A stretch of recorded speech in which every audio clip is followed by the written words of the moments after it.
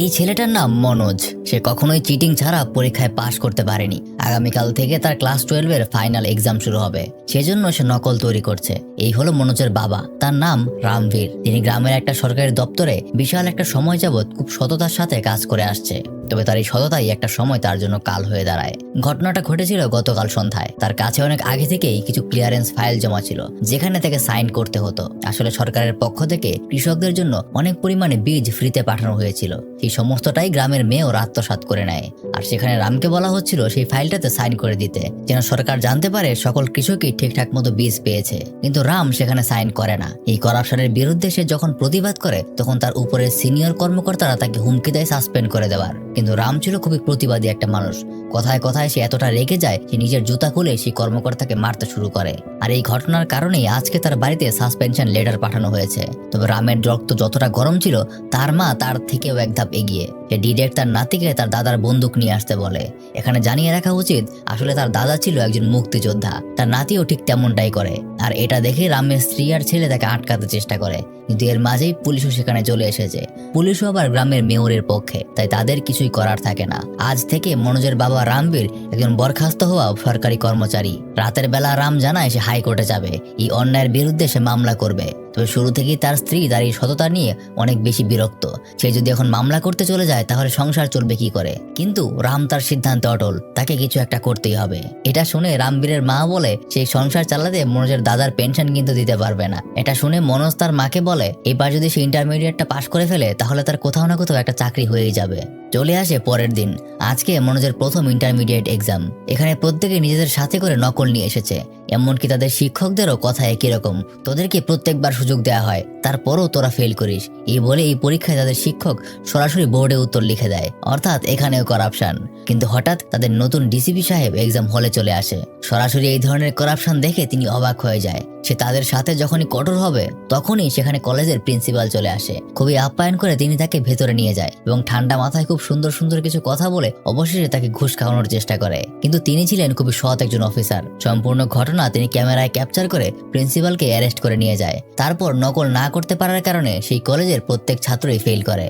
কয়েকদিন পর মনোজের বাবা রাম তার সাথে হয়ে যাওয়া অন্যায়ের বিচারের জন্য হাইকোর্টের উদ্দেশ্যে রওনা দেয়। মনোজের মা তার সততা নিয়ে কিছু কথা শোনালেও সে রেগে গিয়ে নিজের ভাঙ্গা ব্রিফকেস নিয়ে বের হয়ে পড়ে। কিন্তু যত যাই হোক, ভারতীয় সংস্কৃতিতে স্ত্রীর জন্য স্বামীর ঊর্ধ্বে আসলে কিছুই ছিল না। সে খাবার নিয়ে পিছু পিছু তার ছুটতে ছুটতে তাকে শেষ বিদায়টা জানিয়ে দেয়। রাতের বেলা মনোজ আর তার ভাই খুব আনন্দ করতে করতে বাসায় ফিরে আসে। তাদের মা তার উপর খুবই রেগে আছে, কারণ তার বাবার বিদায়ের সময় তারা ছিল না। কিন্তু সেখানে তাদের কোনো আফসোস নেই। আসলে তারা নতুন একটা কাজ শুরু করেছে। তারা তাদের ভাঙ্গা ট্রাক্টরের ইঞ্জিনটাকে কাজে লাগিয়ে একটা ছোটখাটো যাত্রীবাহী গাড়ি বানিয়েছে। আর সেখান থেকে যাত্রী পরিবহন করে তাদের সারাদিনে বেশ ভালোই রোজগার হয়েছে। পরদিন তারা আবারও কাজে বের হয়। কিন্তু এলাকার সেই মেয়রের নামে একটা বাস ছিল। তাদের এই নতুন পরিবহনের কারণে মেয়রের যাত্রী কিছুটা কমে যাচ্ছিল। তাই কন্ট্রাক্টর এসে তাদের সাথে ঝামেলা শুরু করে দেয়। সেই কন্ট্রাক্টরের সাথে তাদের দুজনের আরো কিছুটা কথা কাটাকাটি হয়। একসময় সে মনোজের বাবার নামে কিছু উল্টাপাল্টা কথা বলতে শুরু করলে মনোজের বড় ভাই ডাইরেক্ট তাকে জুতা পেটা শুরু করে। অবশেষে তাদের সাথে কথায় না পেরে সেই কন্ট্রাক্টর তাদেরকে হুমকি দিয়ে চলে যায়। সেদিন বিকালেই তারা যাত্রী নিয়ে ফিরছিল।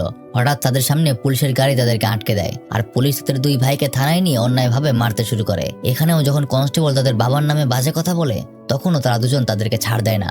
মনোজের প্রতিবাদী কথা শুনে কনস্টেবল তাকে বলে, যা কি করবি কর, তোকে ছেড়ে দিলাম। যদি কিছু করতে না পারিস, তাহলে তোর ভাইকে আর ফিরে পাবি না। কনস্টেবল ভাবে এই ছোট ছেলেটা শুধু বড় বড় কথাই বলতে পারবে, সে কিছু করতে পারবে না। কিন্তু মনোজের মাথায় একটা বুদ্ধি ছিল। তাদের পরীক্ষার সময় যে অফিসার এসেছিল সে ছিল খুবই সৎ। তার মাথায় চলে আসে সেই অফিসারের কথা। সে সরাসরি সেই ডিসিপি দুষ্যন্তের বাড়িতে চলে যায়।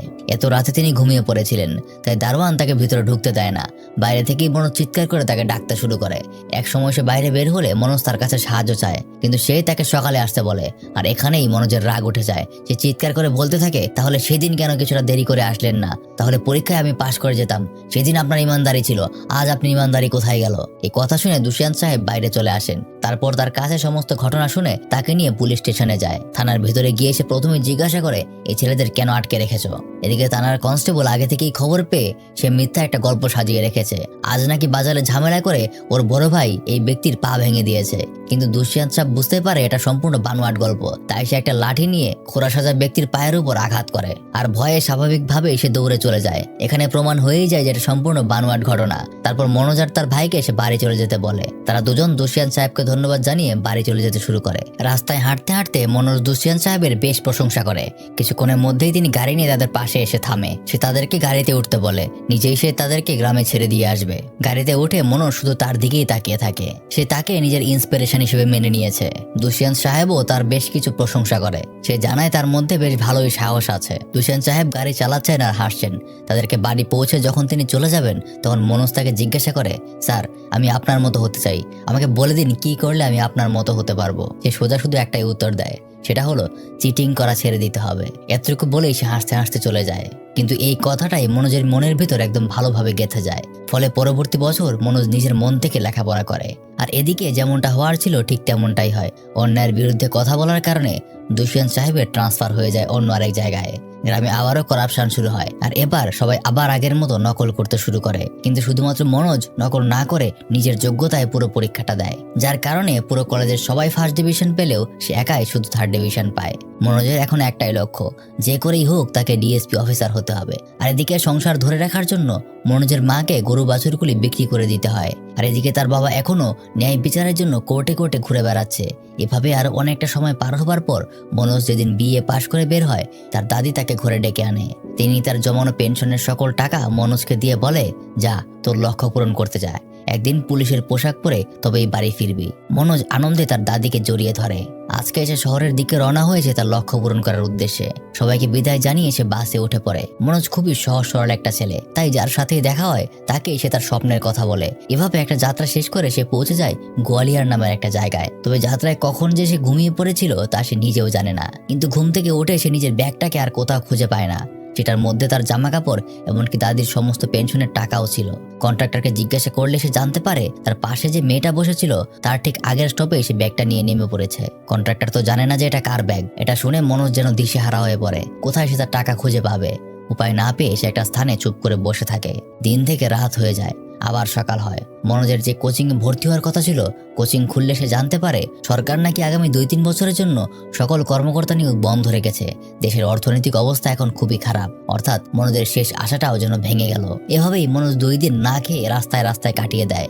আজ 3 নম্বর দিন, আর তার কোনোভাবেই তার ক্ষুধার জ্বালা সহ্য হচ্ছে না। পাশের একটা হোটেলে গিয়ে সে হোটেলের মালিকের কাছে বলে সে কাজের বিনিময়ে খাবার খেতে চায়। আর অবাক করার মতো বিষয়, লোকটা তার এক কথাতেই তার খাবারের ব্যবস্থা করে দেয়। খাবার দেওয়ার সাথে সাথে 2 মিনিটের মাঝে সে পুরো প্লেট শেষ করে ফেলে। আর এই ঘটনা তার সামনে বসে প্রীতম নামের একটা ছেলে দেখছিল। এভাবে পাগলের মতো খাচ্ছে দেখে সে অনেক অবাক হয়ে যায়। খাবার দাবার শেষ করে মনোজ এবার হোটেল মালিককে তার কাজের কথা বলে। খাবারের বদলে সে কিছু কাজ করে দিতে চায়, কিন্তু হোটেলের মালিক বলে তার কাজের কোনো দরকার নেই, এটা সে তাকে এমনিই দিয়ে দিয়েছে।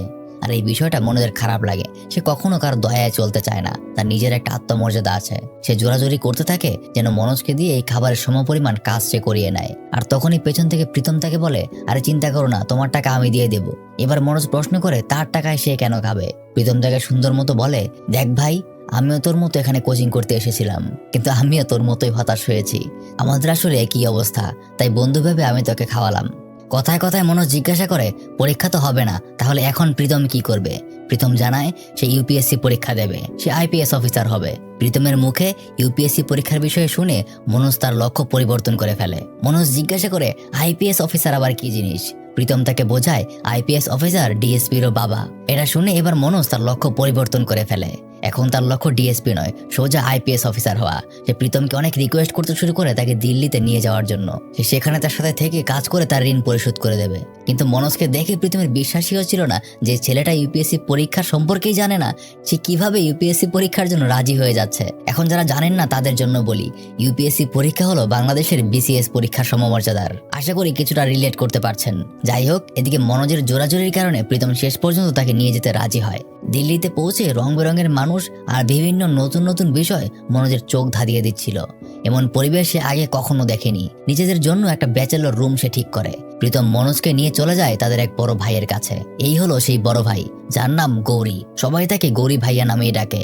এই পর্যন্ত সে 5 বার ইউপিএসসি পরীক্ষা দিয়েছে এবং অনেকবারই সে ভাইভা পর্যন্ত পৌঁছাতে পেরেছে, কিন্তু ভাইভাতে আর পাশ করতে পারেনি। সে সামনে থাকা সকল ছাত্রদের বোঝাচ্ছিল যে ইউপিএসসি পরীক্ষা একটা সাপ লুডো খেলার মতো, কোনো এক জায়গায় ফেল করলেই আবার একদম নতুন করে রিস্টার্ট করতে হয়। প্রতি বছর 2-3 লাখ স্টুডেন্ট এই পরীক্ষা দেয়, তার মধ্যে কেবলমাত্র 20 থেকে 25 জনই আইপিএস অফিসার হয়ে বের হতে পারে। এই বিষয়টা মনোজকে ভাবিয়ে তোলে, কিন্তু এসব শুনেও সে একদমই দমে যায় না। এই মুহূর্তে তার সবচেয়ে বড় সমস্যা হলো তার কাছে একদমই টাকা নেই। তাই সে আস্তে হাত তুলে গৌরী ভাইয়াকে বলে যে তার একটু টাকার সমস্যা ছিল, যদি সেটা কাজের ব্যবস্থা করে দিতে পারে তাহলে তার থাকা খাওয়া নিয়ে আর কোনো চিন্তা হতো না। গৌরী ভাইয়া জানায় সে নিজে যখন প্রথম এখানে এসেছিল তখন 3 বছর সে টয়লেট পরিষ্কার করার কাজ করেছিল। মনোজ জানায় সেও টয়লেট পরিষ্কার করতে পারবে, এতে তার কোনো সমস্যা নেই। তখন গৌরী ভাইয়া বলে তাহলে তাকে সেই ব্যবস্থা সে করে দিতে পারবে। তো এখন মনোজের একটা কাজের ব্যবস্থাও হয়ে গেল, বেতন মাসে মাত্র 280 টাকা, আর থাকা খাওয়ার ব্যবস্থা সেই কর্তৃপক্ষই করবে। মনোজ এতে খুব খুশি হয়ে যায়। এভাবে সবকিছু স্বাভাবিকভাবেই চলছিল। আজকে গৌরী ভাইয়ার রিটেনের রেজাল্ট চলে এসেছে, আর এটাই গৌরী ভাইয়ার লাস্ট পরীক্ষা ছিল। এরপরে সে আর পরীক্ষা দিতে পারবে না। তবে দুর্ভাগ্যজনকভাবে হাজারো খোঁজার পরেও সে নিজের নামটা সেই লিস্টের মাঝে খুঁজে পায় না, অর্থাৎ সে তার শেষ সুযোগটাও হারিয়ে ফেলেছে। এটা দেখে প্রীতম বলা যায় তার গুরুটাই বদলে ফেলে। এতদিন সে গৌরী ভাইয়াকে নিজের গুরু মেনে আসতো, এখন এরা বাদ দিয়ে সে ইংলিশ মিডিয়ামে যে টপার হয়েছে তার পেছনে ঘুরতে শুরু করে। আর এদিকে গৌরী ভাইয়ার কথা ভাবছেন সে ভেঙে পড়বে না।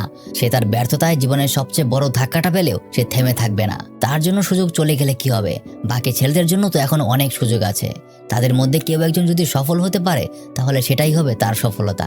এই বলে সে তাদের জন্য শুরু করে দেয় রিস্টার্ট নামের একটা গাইডেন্স সেন্টার। তার আর কিছু না থাকলেও 6 বার ইউপিএসসি পরীক্ষা দেওয়ার অভিজ্ঞতা আছে, তাই নতুনদের গাইড করা তার জন্য কোনো ব্যাপারই না। সে তার এই গাইডেন্স সেন্টারে প্রতিদিন অন্যান্য ছেলেদেরকে লেখাপড়ার জন্য হেল্প করে। এভাবে আরো একটা বছর পার হয়ে যায়। আজকে তাদের রেজাল্ট আসবে। মনোজ ধাক্কাধাক্কি করে তার রেজাল্টটা গিয়ে দেখে সেখানেও তার নাম নেই, অর্থাৎ সে প্রিলিমিনারি পরীক্ষাতেই সিলেক্ট হয়নি। মন খারাপ করে সে বাইরে বের হয়ে যায়। তখনই গৌরী ভাইয়া সে তাকে মোটিভেট করে, সে তাকে বলে আবার নতুন করে শুরু করতে। বলে মনোজ আবারও নতুন করে পড়তে শুরু করে।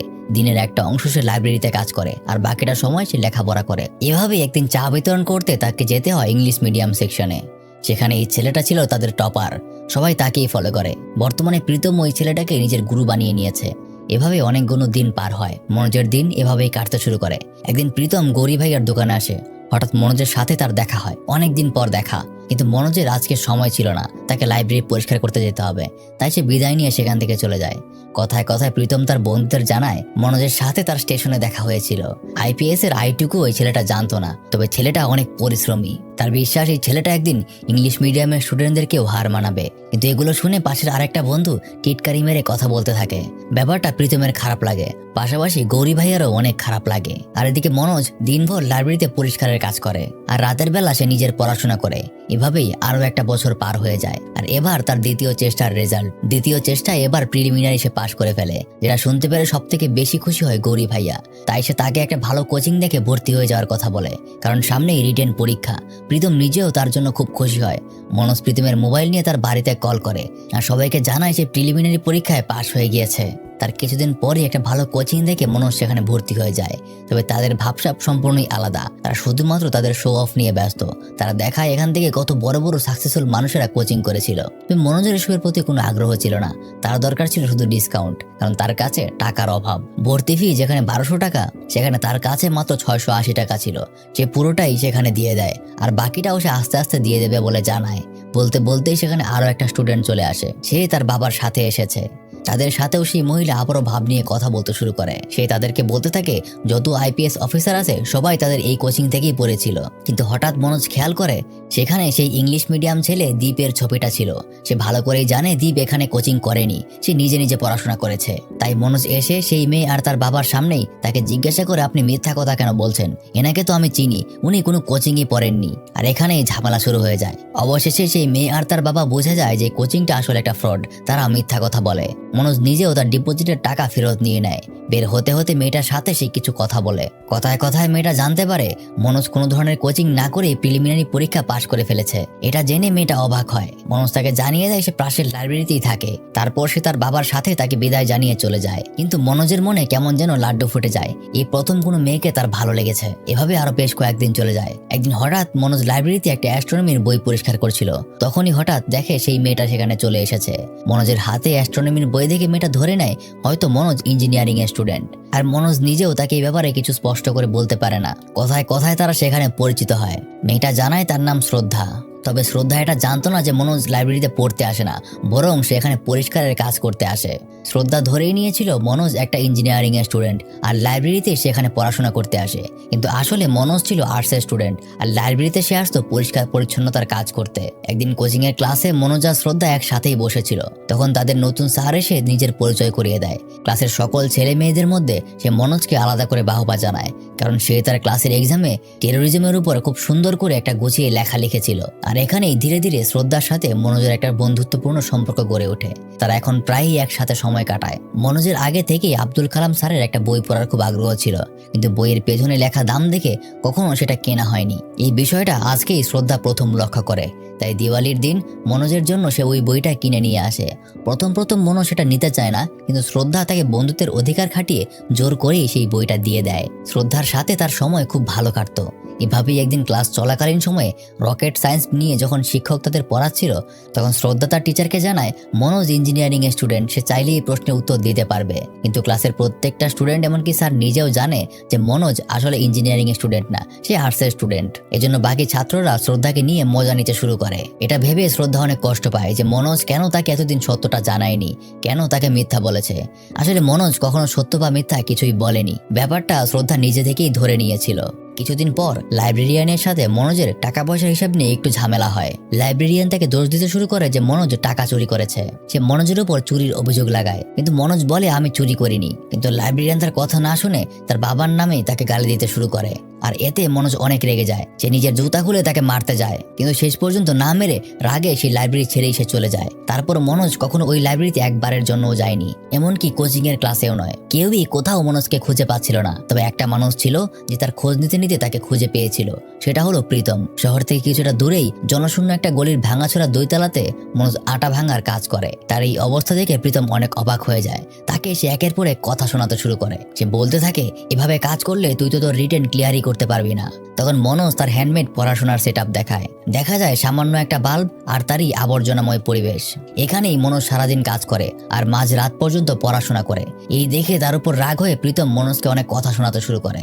তুই এখনই আমার সাথে আমার বাসায় চল, কিন্তু কোনো কথাই তার কানে ঢোকে না। আসলে মনোজের আত্মসম্মান বোধ অনেক, সে কখনো কারো উপর বসে খেতে পারবে না, তাই প্রীতমকেও থেমে যেতে হয়। এত সমস্যার মধ্যেও মনোজ তার লেখাপড়া চালিয়ে যায়। চলে আসে তার পরীক্ষার সময়। পরীক্ষার মাঝে সে এত ভালোভাবে লিখে যে বাকিরা তার লেখার গতি দেখে ভয় পেয়ে যায়। তবে এখানেই ঘটে যায় আর একটা বড় সমস্যা। পরীক্ষার হল থেকে বের হয়ে মনোজ খেয়াল করে পরীক্ষায় এসেছিল ইন্ডিয়ার ট্যুরিজম সম্পর্কে লিখতে, আর মনোজ সেখানে টেরোরিজম সম্পর্কে লিখে এসেছে। এই বিষয়টা বুঝতে পেরে সে আফসোস করতে শুরু করে, কারণ এবারও সে পরীক্ষায় ফেল করবে। তারপর আবারও সে গায়েব হয়ে যায়, তাকে কোথাও আর খুঁজে পাওয়া যায় না। আর এই বিশাল একটা সময়ে শ্রদ্ধার সাথে সেই ঘটনার পর আর তার কখনো দেখা হয়নি, কারণ এক্সামের পর তার দুজনের সেকশন আলাদা হয়ে গিয়েছিল। একদিন মনোজ শ্রদ্ধার সাথে দেখা করার জন্য তার বাড়িতে যায়। তার বাড়িতে যে লোকটা ছিল সে জানায় শ্রদ্ধার পরিবার তার খালাতো বোনের বিয়েতে গিয়েছে। তবে মনোজের রিকোয়েস্টে লোকটা তাকে শ্রদ্ধার সাথে যোগাযোগ করিয়ে দেয়। দীর্ঘ একটা সময় কথা না হওয়ার কারণে কেমন যেন শ্রদ্ধা তার সাথে বন্ধুর মতো কথা বলতে পারছে না। স্বাভাবিকভাবেই একটা অপরিচিত মানুষ যেভাবে কথা বলে সে কিছুটা তেমন ভাবেই কথা বলতে শুরু করে। এমনিতেও মনোজ খুবই নার্ভাস ছিল। হঠাৎ কি মনে করে সে শ্রদ্ধাকে প্রপোজ করে বসে। সে জানায় সে তাকে ভালোবাসে এবং সে যদি তার ভালোবাসা অ্যাকসেপ্ট করে নেয় তাহলে সে তার জন্য দুনিয়া ওলট পালট করে ফেলবে। কিন্তু শ্রদ্ধা এটার জন্য প্রস্তুত ছিল না। সে কোনো কথা না বলে ফোনটা সেই আঙ্কেলকে দিতে বলে। মনোজ তেমনটাই করে, আর ফোন কেটে দেওয়ার পর তিনি জানায় যে শ্রদ্ধা আপনাকে চলে যেতে বলেছে। মনোজ বুঝতে পারে শ্রদ্ধা আসলে তাকে পছন্দ করে না। স্বাভাবিকভাবেই মনোজের এখানে তেমন কিছুই করার নেই। বুকের মধ্যে জমে থাকা কষ্ট নিয়ে সে ফেরত চলে যায়, কিন্তু দিল্লিতে না, এবার সে চলে যায় তার গ্রামে। মনোজের ভাই তাকে দেখতে পেয়ে আবেগে কেঁদে ফেলে। সে এখন ছোটখাটো একটা দোকান চালায়। মনোজের ছোট বোনটাও অনেক বড় হয়ে গিয়েছে। মনোজ তার বাবার কথা জিজ্ঞাসা করে, জানতে পারে সে ভালোই আছে, এখনো নিজের ন্যায় বিচারের জন্য সে ঘুরে বেড়াচ্ছে। মায়ের কথা জিজ্ঞেস করলে জানায় তার মা নাকি সন্ধ্যার পরে আসবে। আর যখন সে তার দাদির কথা জিজ্ঞাসা করে তখন সে থেমে যায়। সে কোনো উত্তর না দিয়ে কাঁদতে শুরু করে। মনোজের আর বোঝার বাকি থাকে না যে তার দাদি মারা গিয়েছে। তার এই ঘরটা যেন একবারে খালি হয়ে গিয়েছে। রাতের বেলা মনোজের মা ফিরে আসে। সে জানায় মৃত্যুর আগে তার দাদি নিজেই না করেছিল এই বিষয়টা না জানাতে, এমনকি তার বাবাকেও কিছুই জানানো হয়নি। সে বলেছিল দুজনই গুরুত্বপূর্ণ একটা কাজে গেছে, এর মাঝখানে এরকম খবর দিলে তারা কাজ ফেলে এখানে চলে আসবে, তাদের সমস্যা হবে। তাই যেন কোনোভাবেই সে মারা গেলে সেই খবর তাদের কাছে না পৌঁছানো হয়। পরদিন মনোজ সবকিছু বলে আবার নতুন করে মোটিভেশন নিয়ে দিল্লিতে ফিরে আসে। এবার সে নিজের লেখাপড়ার পাশাপাশি পরিবারের দায়িত্ব নেওয়ার জন্য দিনে 15 ঘন্টা কাজ করে আর 6 ঘন্টা পড়ালেখা করে। মাত্র 3 ঘন্টা সে রাখে ঘুমানোর জন্য। এভাবেই তার জীবন চলছিল। হঠাৎ একদিন গৌরী ভাইয়া নিজের সাথে করে মনোজের বাবাকে তার কাছে নিয়ে আসে। মনোজ তার বাবাকে দেখে অনেক খুশি হয়ে যায়। মনোজের বাবা তাকে ফিরিয়ে নিতে এসেছে। এত দৌড়াদৌড়ি করার পরেও সে কিছুই করতে পারেনি। সে তার মামলা হেরে গেছে। কত তার আশা সে একবারেই ছেড়ে দিয়েছে। এই সত্যতার পিছনে ছুটতে গিয়ে সে মরার আগে তার মাকে একবারও দেখতে পারেনি। তাই সে এবার তার ছেলেকে নিয়ে গ্রামে ফিরে যেতে চায়। কিন্তু মনোজ এত সহজে হার মেনে ফিরে যাবে না। সে তার বাবাকে বলে সে শেষ পর্যন্ত চেষ্টা করে দেখতে চায়। বাবা ও ছেলের মধ্যে আরো কিছু ইমোশনাল কথা হয়। তারপর আরো বেশ কিছুদিন কেটে যায়। মনোজ একদিন সময় করে ক্লাস করতে আসে। এতদিন গ্যাপ দেওয়ার পর সেদিন শ্রদ্ধাও এসেছিল ক্লাস করতে। ক্লাস শেষে সে মনোজের সাথে দেখা করে। তার কাছে সে সেদিনের ঘটনার জন্য সরি জানায়। কিন্তু আজ শ্রদ্ধা তার সাথে কথা বলতে আগ্রহ দেখালেও মনোজ আর আগ্রহ দেখাচ্ছে না। মনোজ ভেবেই নিয়েছে হয়তো শ্রদ্ধা তার দয়া দেখাতে তার সাথে ভালো ব্যবহার করছে। শ্রদ্ধাকে সে জানিয়ে দেয় সে এখন আর কথা বলতে পারবে না। ইনফ্যাক্ট সে আগামী 2 মাস কথাই বলতে পারবে না। 2 মাস পরেই তার প্রিলিমিনারি পরীক্ষা। প্রিলিমিনারি পরীক্ষার পরে না হয় সে কথা বলবে, এই বলেই সে চলে যায়। ফাইনালি সেই দিনটা চলেই আসে। আজকে প্রিলিমিনারি রেজাল্ট দিয়েছে। প্রীতম তার বাবার সাথে কথায় পারছে না, কারণ এই নিয়ে সে ইউপিএসসি পরীক্ষায় 3বার ফেল হয়েছে। একবারও সে প্রিলিমিনারিও পাশ করতে পারেনি। তখনই শ্রদ্ধা এসে প্রীতমকে মনোজের ব্যাপারে জিজ্ঞাসা করে। মনোজকে কোথাও দেখাই যাচ্ছে না। মনোজ প্রিলিমিনারিতে টিকে গেছে, কিন্তু সেখানে রেজাল্ট নিতেও আসেনি। প্রীতমের কাছ থেকে ঠিকানা নিয়ে শ্রদ্ধা চলে যায় মনোজের সাথে দেখা করতে। গিয়ে সে দেখে মনোজ এই অবস্থায় থাকে। তাকে সে প্রিলিমিনারি পাস হওয়ার জন্য অভিনন্দন জানায়। মনোজ বলে সেটা আগে থেকেই জানতো। পরীক্ষা দিয়েই সে উত্তর মিলিয়ে দেখেছে। প্রিলিমিনারিতে সে টিকবে না এটা হতেই পারে না। তাদের কথা ধীরে ধীরে অন্যদিকে চলে যায়। মনোজ বলেছিল নিজের সবকিছু দিয়েই সে পড়াশোনা করবে, কিন্তু এখন সে সেটা করতে পারছে না। তাকে এখানে 15 ঘন্টা কাজ করতে হয়। আর এখন যেহেতু সে প্রিলিতে টিকে গেছে, সামনেই তার রিটেন এক্সাম প্রিলিমিনারির মতো এতটাও সহজ নয়। মাত্র 6 ঘন্টা পড়াশোনা করে কোনোভাবেই তার রিটেনে টেকা সম্ভব না। শ্রদ্ধা তাকে বলে তার কাছে কিছু টাকা আছে, সে যেন এই কাজ ছেড়ে দেয়। আর এটা শুনেই মনোজ তাকে থামিয়ে দেয়। শুরু থেকেই দেখে এসেছি মনোজ কখনোই আরেকজনের দয়া গ্রহণ করতে চায় না। সে সবকিছু নিজের যোগ্যতায় পেতে চায়। এই বিষয়টাই শ্রদ্ধাকে সে বোঝায়। কিছুদিন পর সে রিটেন পরীক্ষা দেয়, কিন্তু বরাবরের মতো সে এবারও রিটেনে ফেল করে। তার কাছে আর মাত্র একটা সুযোগ বাকি। সামনের পরীক্ষায় যদি সে টিকতে না পারে তাহলে সে আর পরীক্ষা দিতে পারবে না। গৌরী ভাইয়ার দোকানের সামনে শ্রদ্ধা আর মনোজ কথা বলছিল। তখনই প্রীতম সেখানে চলে আসে। প্রীতম এখন পর্যন্ত একবারও প্রিলিমিনারিও পাশ করতে পারেনি। তার এই ব্যর্থতায় তার গার্লফ্রেন্ড তাকে ছেড়ে চলে গেছে।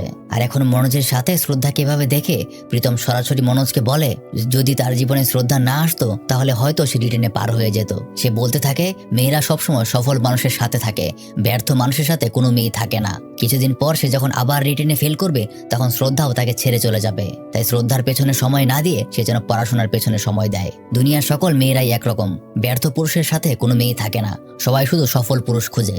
এগুলো শুনে শ্রদ্ধার মধ্যেও একটা অপমান বোধ কাজ করছিল। তাই সে উঠে সেখান থেকে চলে যায়, কিন্তু মনোজ দৌড়ে গিয়ে তাকে আটকায়।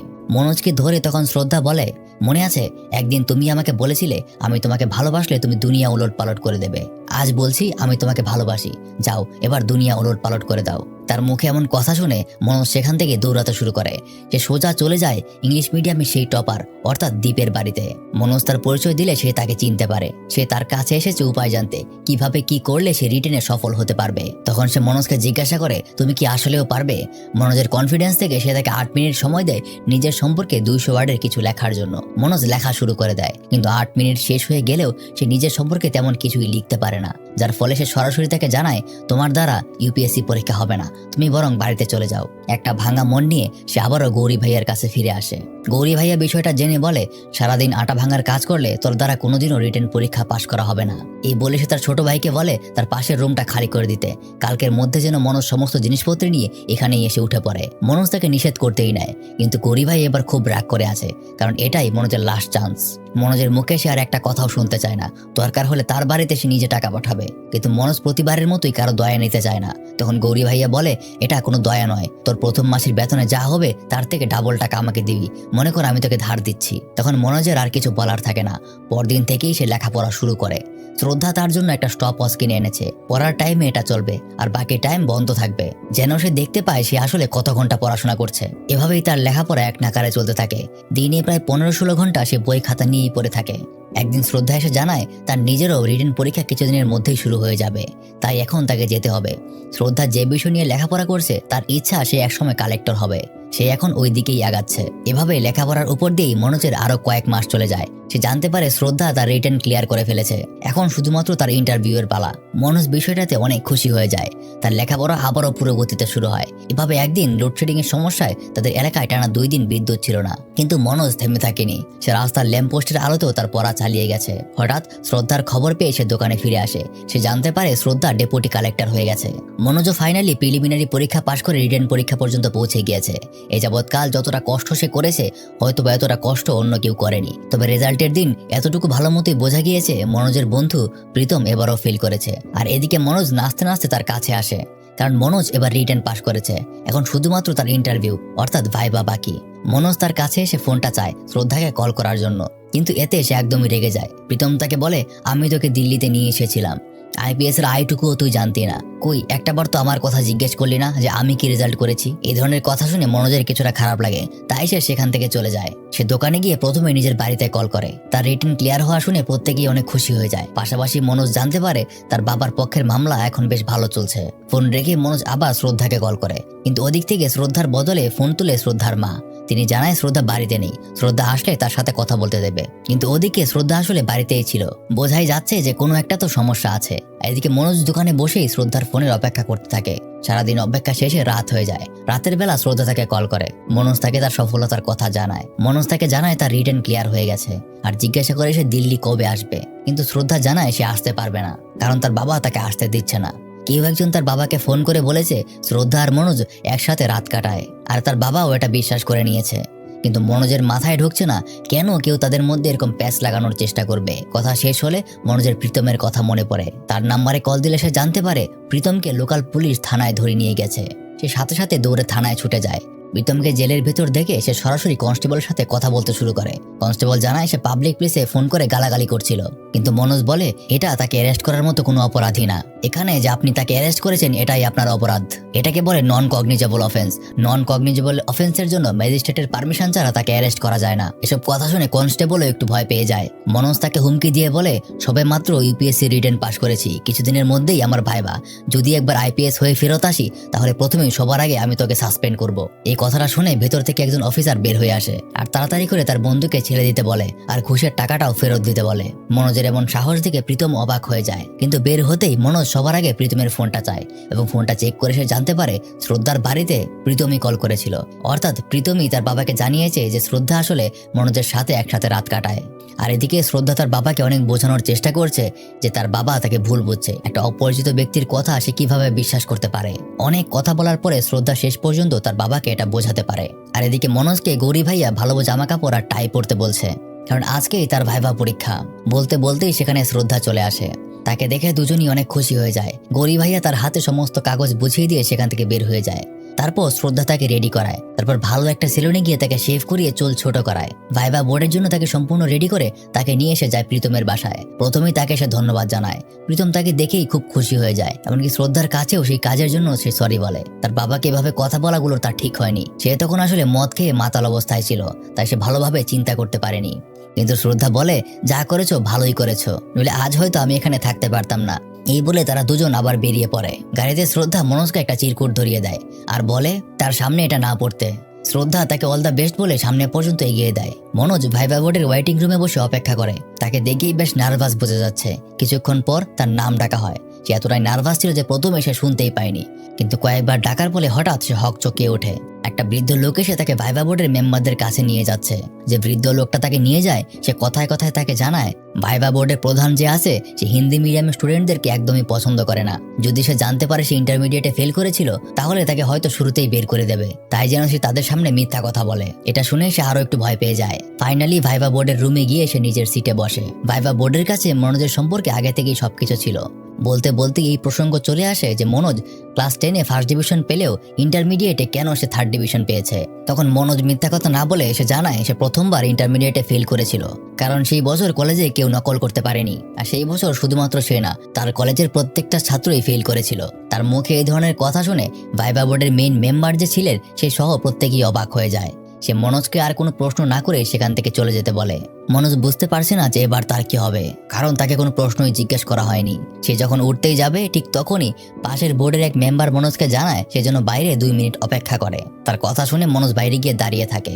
তখনই তার মনে হয় শ্রদ্ধার দেওয়া সেই চিরকুটটার কথা। চিরকুটটা বের করে সে পড়তে শুরু করে, যেখানে শ্রদ্ধা লিখে রেখেছে, মনোজ, তুমি আইপিএস অফিসার হও অথবা আটা ভাঙার দোকানেই কাজ করো, তাতে আমার কিছুই যায় আসে না। আমি সারাটা জীবন তোমার পাশেই থাকতে চাই। তুমি কি আমাকে বিয়ে করবে? এটা জানতে পেরে মনোজ খুশিতে আত্মহারা হয়ে যায়। এবার যেন তার মধ্যেকার সকল নার্ভাসনেস একবারে দূরে চলে যায়। তার মধ্যে তখন একটা অন্যরকম কনফিডেন্স চলে আসে।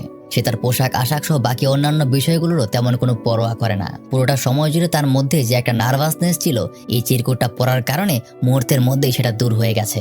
ভাইবা বোর্ডে ঢোকার পর যখন মনোজকে জিজ্ঞাসা করা হয়, আপনি কেন মিথ্যা কথা বললেন না, মনোজ এবার কনফিডেন্টলি প্রত্যেকটা প্রশ্নের উত্তর দিতে শুরু করে। সে বলে একটা চিটিংকে ঢাকতে তার আরেকটা চিটিং করা উচিত হতো না, আর সে কেন চিটিং করেছিল সম্পূর্ণ ঘটনাটাই সে তাদেরকে খুলে বলে। সে জানায় সে যদি ক্লাস 10-এর মতো ইন্টারমিডিয়েটেও চিটিং করত তাহলে তার রেজাল্ট ফার্স্ট ডিভিশন আসতো। সে অন্যান্যদের মতো চিটিং করেনি, তাই তার 3rd ডিভিশন এসেছে। তারপর তারা মনোজকে আরো কিছু প্রশ্ন জিজ্ঞাসা করতে শুরু করে। মনোজ প্রত্যেকটা প্রশ্নের খুব সুন্দরভাবে সূক্ষ্ম উত্তর দিতে শুরু করে। সবাই তার কথাবার্তায় বেশ ইমপ্রেসড হয়ে যায়। তখনই পাশের একটা মেম্বার তাকে পলিটিক্স বিষয়ে ইংরেজিতে কিছু প্রশ্ন করে। মনোজ ইংরেজিতে তেমন খুব একটা ভালো ছিল না, তাই সে একটা ওয়ার্ডের অর্থ বুঝতে পারে না। তাই সে তাকে সেই শব্দটার অর্থ জিজ্ঞাসা করে। এটা শুনে তিনি বলে ওঠে, আপনি সহজে একটা ইংরেজি শব্দের অর্থ বোঝেন না, তাহলে নিজেকে কিভাবে যোগ্য মনে করেন? মনোজ এখানে কনফিডেন্সের সাথে উত্তর দেয়, ভাষা শুধুমাত্র কথা বলার একটা মাধ্যম।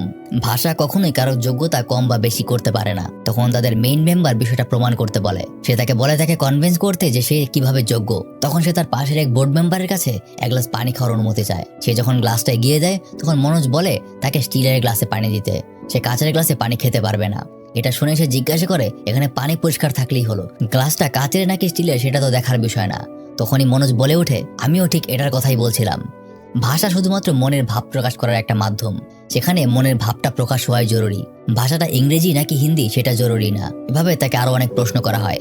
ফাইনালি তাকে জিজ্ঞাসা করা হয়, এটাই তো আপনার শেষ পরীক্ষা, যদি আপনার সিলেকশন না হয় তাহলে কি করবেন? সে উত্তর দেয়, সিলেকশন না হলে সে তার লক্ষ্যে এগিয়ে যাবে। সে গ্রামে গিয়ে বাচ্চাদের পড়াবে। তার উদ্দেশ্য আইপিএস অফিসার হওয়া না, তার উদ্দেশ্য দেশকে বদলানো। আমি গিয়ে যদি গ্রামের বাচ্চাদের পড়াতে পারি, তাদের বোঝাতে পারি, তাহলে হয়তো সেই বাচ্চারা একদিন আইপিএস অফিসার হবে আর তারা দেশ বদলাতে পারবে। বলতে বলতেই তাদের মেইন মেম্বার তাকে চলে যাওয়ার কথা বলে। মনোজ যখন দরজা দিয়ে বাইরে বের হচ্ছিল তখন সে বলে ওঠে, আমাদের সময়টাই নষ্ট। আর মনোজ এই কথা শোনার পর আর কখনোই সফলতার আশা রাখেনি। এরপর 1.5 মাস কেটে যায়। শ্রদ্ধা তাকে জোর করে নিয়ে এসেছে রেজাল্ট দেখার জন্য। তার মতো আরো শত শত স্টুডেন্ট সেখানে অপেক্ষা করছে রেজাল্টের। গেট খুলে দেওয়া হলে মনোজ সেখানেই দাঁড়িয়ে থাকে আর শ্রদ্ধা একাই রেজাল্টটা দেখতে চায়। তারপর মনোজ যেটা কল্পনাও করতে পারেনি সেটাই হয়। সেদিন মনোজ ভাইবা বোর্ড থেকে বের হয়ে যাওয়ার পর বোর্ড মেম্বাররা আলোচনা করছিল মনোজকে তারা সিলেক্ট করবে নাকি করবে না। তাদের মধ্যে বেশিরভাগই মনোজকে সিলেকশন দেওয়ার প্রতি রাজি হয়। এদিকে মনোজের সিলেকশন হয়েছে দেখে শ্রদ্ধা এসে তাকে জড়িয়ে ধরে। মনোজ মাটিতে বসে আনন্দে কাঁদতে শুরু করে। এর মাঝেই গৌরী ভাইয়া আর প্রীতমও সেখানে চলে আসে।